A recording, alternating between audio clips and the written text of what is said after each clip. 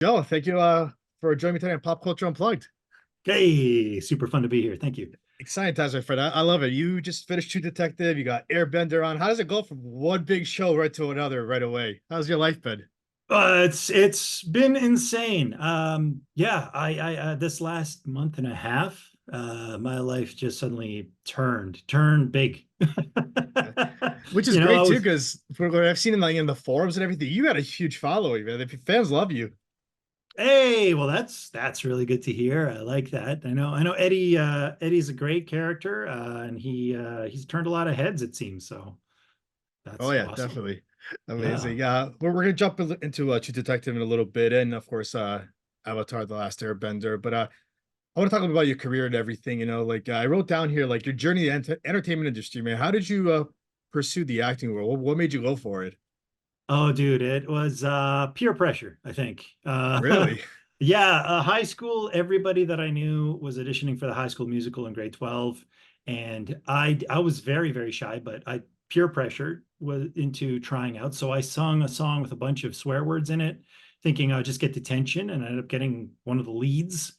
And I was terrible, make no mistake. I couldn't act, couldn't sing, couldn't dance, and I was awful, but I fell in love with something in that moment. And I had never done anything like that before. And I'd never wanted to do anything like that, but it wouldn't let go of me. And over the next 15-ish years, I kept on doing community theater until, again, someone kind of pushed me and went, "You're really good at this. Why don't you get an agent? I'm living in Vancouver, filming capital of North America. Why don't you actually take this seriously?" And so I went and through a mutual friend found this agent, and I hit the ground kind of running, I guess. I booked four out Oh, of my first five auditions and wow. haven't looked back. So How it's many been years did good. you study acting before you like started jumping into it? I Like doing it in never college and everything you mentioned. never took any classes. Wow. I learned through doing, I guess, through a lot of the hard way, the hard but free way of doing community theater. And like I did some improv when I was in Edinburgh, Scotland for a bit, and off and on when I was living in British Columbia here. And yeah, just anything that I could get out in front and make myself uncomfortable with, I was doing it. And So while you were like teaching yourself this craft and everything, were you going back to watch like certain movies to try to like or like watch somebody's movies or TV shows, try to model yourself after, like to keep going with it? oh yeah, completely, completely. Like I mean, I would watch The Room on repeat and just try to be like Wiseau all the way. Tommy Wiseau. No, the opposite of that. I I would just watch all of my favorites, and I got catch myself doing monologues like from Okay. Princess Bride and all these funny little things, just on my own. And I realized like that's the best free form of training you can get is just and start thinking of different ways. How would you do this? How would this scene go this way? Because I was always too poor. Like I've been poor my entire life, and I mean poor. Uh, when I got into acting, I spent my only $500 to my name. I got my headshots done, and then I was walking 3 hours across the city because I couldn't afford a bus. I couldn't afford food properly. I was sleeping on a cot for a couple of years, and getting into acting moved me out of poverty. So if anyone wants to make a little bit of money, get into acting. It's a surefire way to get Wow. some success. Well, so while you were doing all this, were you like, did you work any other type of job just to try Hmm. to make ends meet? Oh, of course, yeah. I Yeah. was I was doing all these odd jobs that I could. And again, it was one of those silly things of like you're working all these jobs that you don't really care about so that you can miss out on them if you get to do a play, Mm. and then you're like, you know what, I'm sorry, I'm going to leave, quit this job because I want to do this play and it's going to take up all of my evenings and you're not going to give me the time off. Um, so again, I do love what I'm doing, but if it wasn't for the people around me recognizing that maybe I had something more to offer than just this, then maybe I wouldn't be sitting here chatting with you. Um, That's- so I appreciate my community that I'm with. I mean, I wrote down here, did I see, did you teach in Korea too?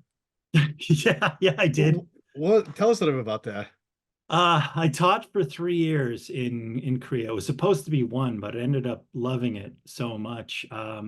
I was doing volunteer work when I was about 21 years old, and I had a friend who was a year older than me in Korea at that time. And it was World Cup, and they were sending these like emails and like, oh, this is crazy. And the internet was still pretty new back then too, Mm, 2001. And they were like, yeah, this is wow, I'm having such a great time. You would love this. You're really great. And when I went, I ended up going over there. I spent again all the money that I had, which wasn't very much. I finished this volunteer program. You volunteer for a year, they give you $1,000, and that was all the money that I had. And I went there, I got a job. I was working, um, and I, it was a good time to be a young, indestructible 20-year-old, 20-ish-year-old dude, right? mm, Because I was living recklessly, and again, I learned that I was very good at entertaining, and it was another way of training, I guess, because I was not qualified to be a teacher in any regard, but the way that the schools were set up, I just had to make learning English fun, and I mm. could do that. And I had a ridiculous retention rate. My school was floundering when I signed up there, and they had like a 50% student retention rate. They were losing students. It's all a business, and I ended up like getting it up to 96%, and it was good. In the end, I was like, I left the country, and there was kids that didn't speak a word of English, and I was saying goodbye to them and having conversations with them. And it was when I was leaving that I realized, oh, I was actually pretty good at this job. Wow. I miss them. Did you learn Korean while you were there? Yeah, yeah. 사실 나는 한국말 못합니다. 그러나 What's 나는 배우고 있습니다.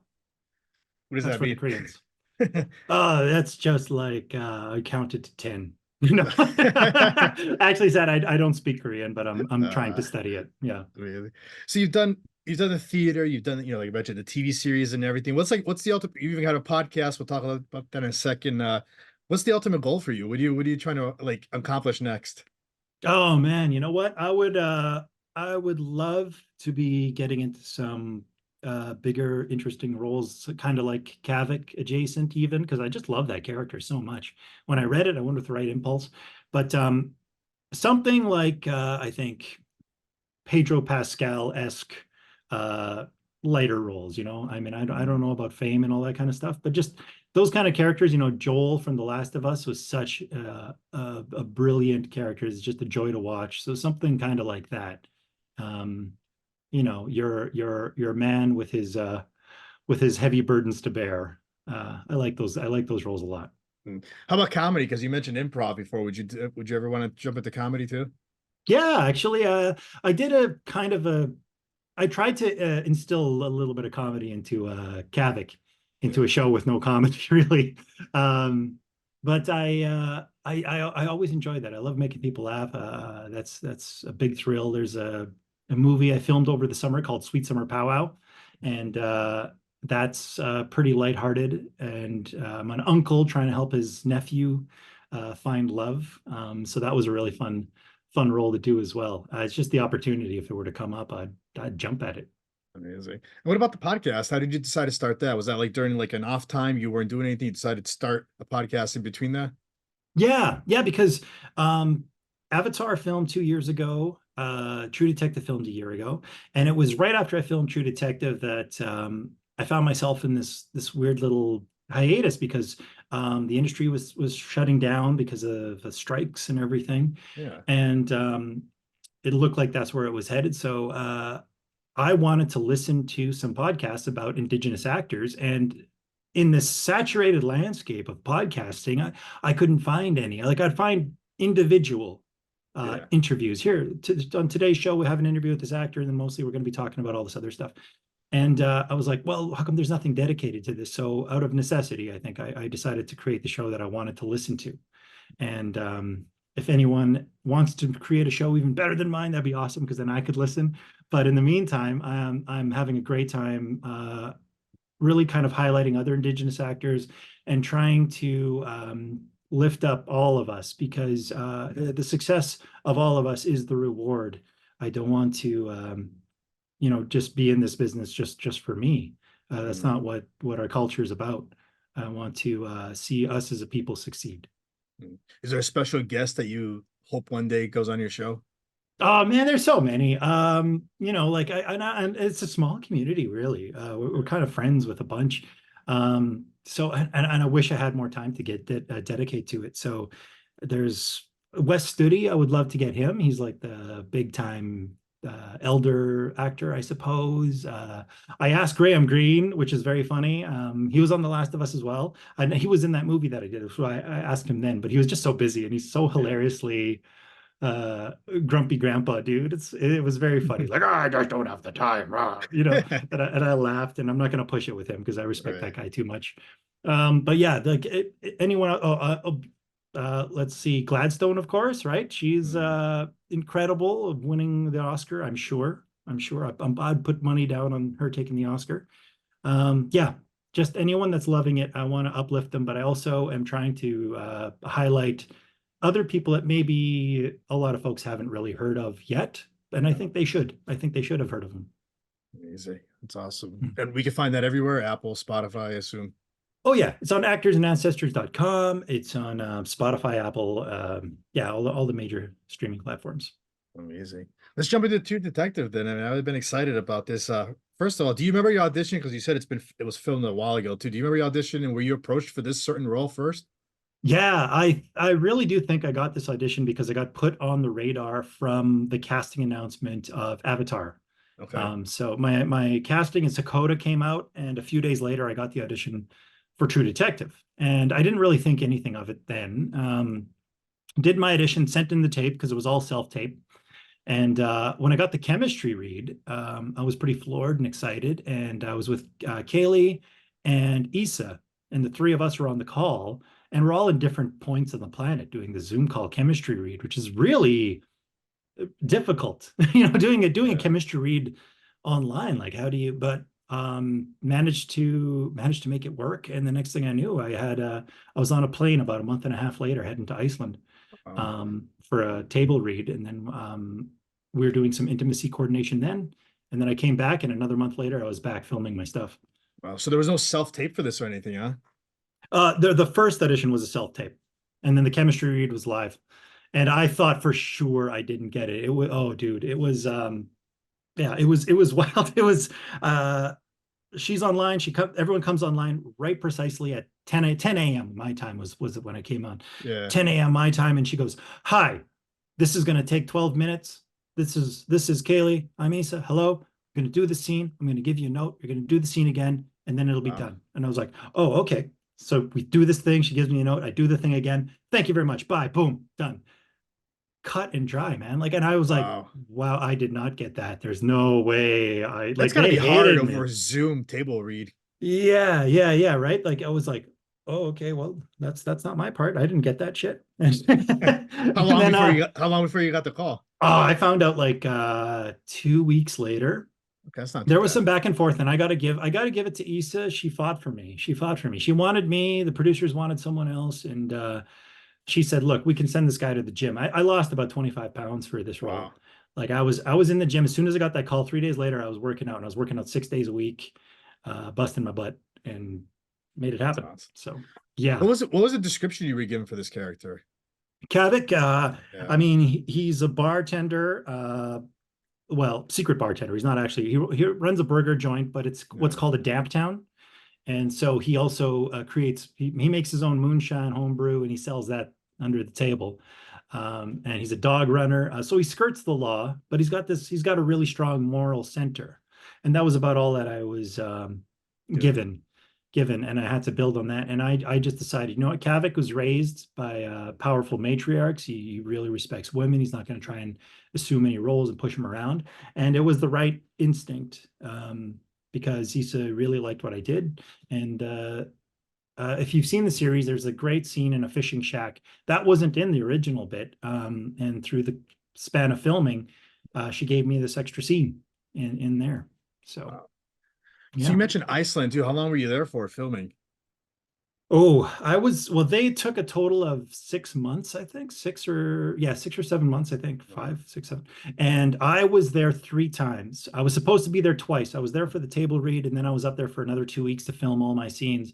But because we added this extra scene with the fishing shack, I was brought in again. So I was really thrilled with that. It just felt really validating to see someone really like your work enough to give you some more. Mm, So yeah, yeah, awesome. it's an honor. It's been a crazy ride for you. And I mean, before we went on the air, we also mentioned that the character means Wolverine. Also, like, did you know that before when you first saw the name? Or did you know that, or did You know somebody what? tell you?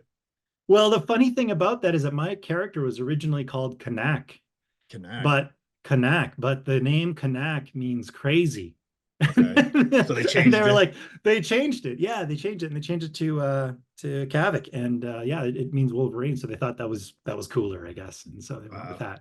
Yeah, but we had a really funny blooper outtake where Kaylee actually got mad at me during a scene and she's like, fuck you, fuck you, Qavvik, and she gets up and leaves. But during the original take, she went, "Fuck you, Kanak," and It's awesome.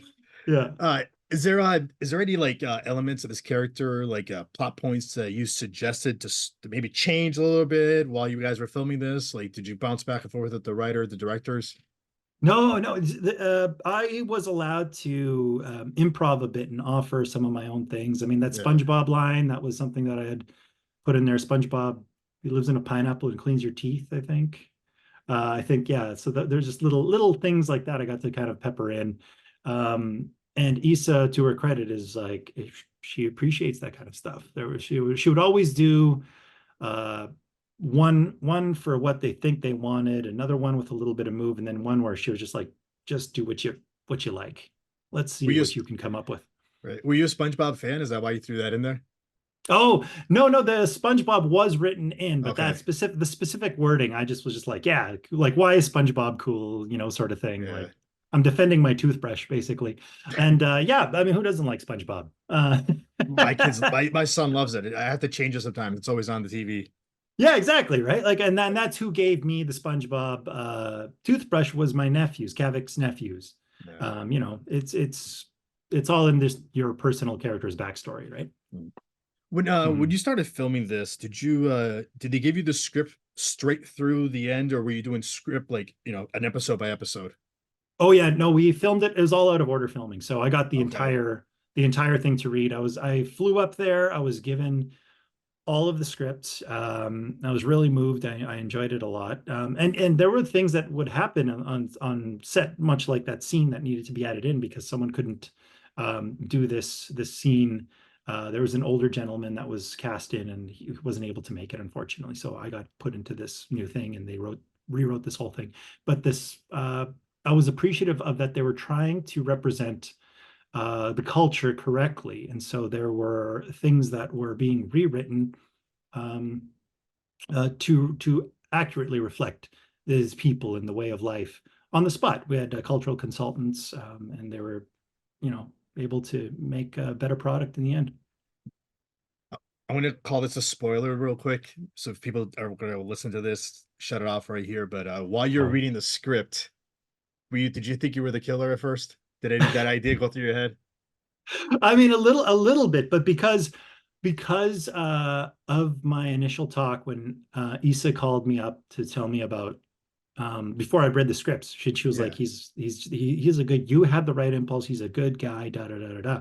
Yeah. So then I was like, all right, my guy's the heart. Mm. He's a good person. So reading it, I was like, there's no way I'm the killer.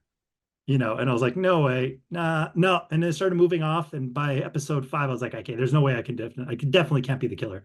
And episode 6, I was like, I have my smaller part in the final episode, but I was like, all right, that's fitting. It's a Yeah. heartbreak.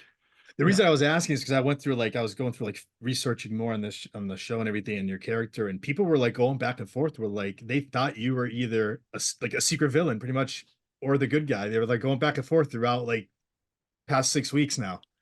Someone forward me something like that. Yeah, they were like, Qavvik is definitely he's too good. He's too Yeah, nice of a guy. And I was laughing. I was like, yeah, I can see why. Like that's how TV would right. have you The believe there just can't be a good person.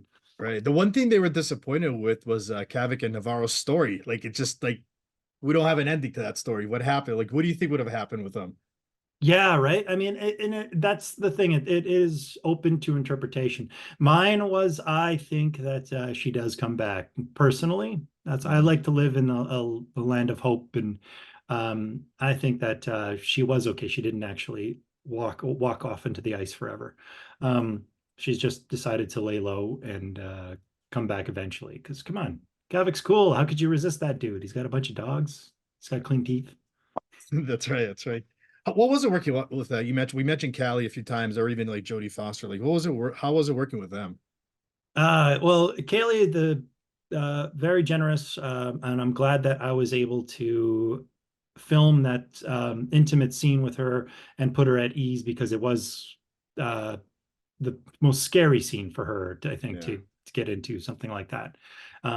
And that was day one. That was day one. Wow. But again, thankfully for big ups to Lucy Fennell, who is our intimacy coordinator. I'm glad that that's the standard now in the industry because it takes a lot of that fear away. And we're still able to create something believable and keep her in control of the scene that we had done. And Jodie is remarkably intelligent, personable, incredibly well read. She's Mhm. she is the heavyweight champion of acting in this. Been in the And industry for a long time. yeah, exactly. And it's so good to see her back on film again, like doing Yeah. a TV series, unreal that she hasn't done this in so long.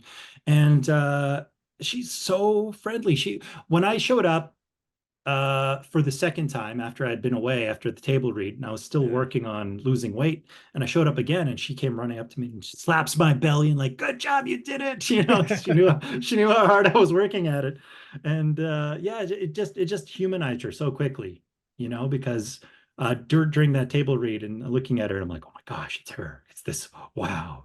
This Right. mythical figure of acting, and then nah, just she's just a bro. Was it, did anybody on set give you any advice for joining a series like this? No, the nice thing was that there were so many of us that were new.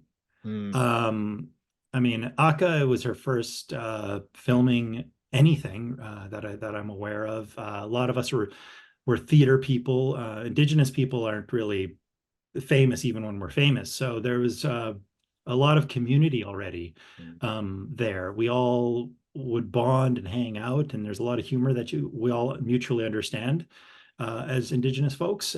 So that connection was there, and I think it just kind of took a lot of the edge off and allowed us to actually invest ourselves in our characters without that, fear of you're on a mammoth of a show, Yeah. you better be able to. No, we're already there, and we're already there because we earned that spot. So just work on our art and make it happen. And uh, yeah, we're better for it. That's awesome. I'm glad. Yeah. I'm happy that to see like everybody loved your character at the end. Like you just see some of the comments out there. It's like some people want to marry you. I don't know if you even noticed that. Go out there and look. They're saying hubba hubba for your. I just Well, saw that earlier today, and I'm like, that is hilarious. I appreciate that. Yeah, big uncle energy. Yeah, Yeah, people like those uncles, I guess. yeah. So Yeah, let's talk a little about Avatar too, like because that's number one show right now on Netflix. Tell us a little bit about your role number on one that show in the world in the right now. world. Isn't that Yeah. nuts? I just saw that title pop up in a headline today, and I was like, "What? Are you kidding?" Yeah, I'm thrilled. I'm thrilled about Avatar. I mean, it was I did this movie called Beans. Okay. It was about 5 years ago, and it was about this event in Canada called the Oka Crisis in 1990. And there was this Mohawk uprising, and the kid who played Beans is Gawandio, who's playing Katara in Avatar. Okay. Wow. And I played her father in that movie. And Rainbow Dickerson played her mother. And they liked that family dynamic that we had so much that they got us to audition for Avatar as well. Wow. And both Rainbow and myself ended up. I was a bit of a rounder story. Got into it though, and we ended up getting the parts. So I was originally offered Bato, and I was days away from signing on the dotted line for this other project that I was doing, and I'm like, I'm gonna do this other thing. Bato's cool. Have a good time. I wish you guys all well. And then they came back and were like, well, what about Hakoda? And I was like, okay, bye-bye, other project, Right. I was like, I mean, yeah, that's awesome. yeah. What can you tell us a little about that character? Hakoda? Yeah. Yeah, for those that don't know, he's the father of two of the main characters, Sokka Katara. And he has had to go away to fight a war because Fire Nation has decimated the Southern Water Tribe. They're just hanging on barely, and so he leaves his son to protect the village. And him and his all the men are off fighting this guerrilla campaign. And if you're a fan of the cartoon, you know what's coming. Yeah. Season 2 and 3, they lead the big charge. Hakoda's the main general, and leads the charge with this really hodgepodge, amazing group of characters that they've met over their journeys. And so I'm really excited about that. Badass, good father, just making some really tough choices in the Yeah. moment. So I'm excited about having those moments later on. Amazing. What's next for you now? Any other projects you're allowed to tell us about?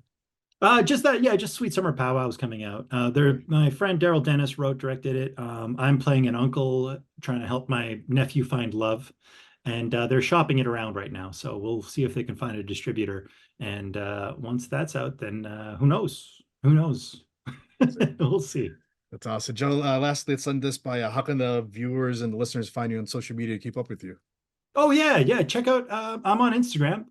It's just my name, Joel D. Montgrand.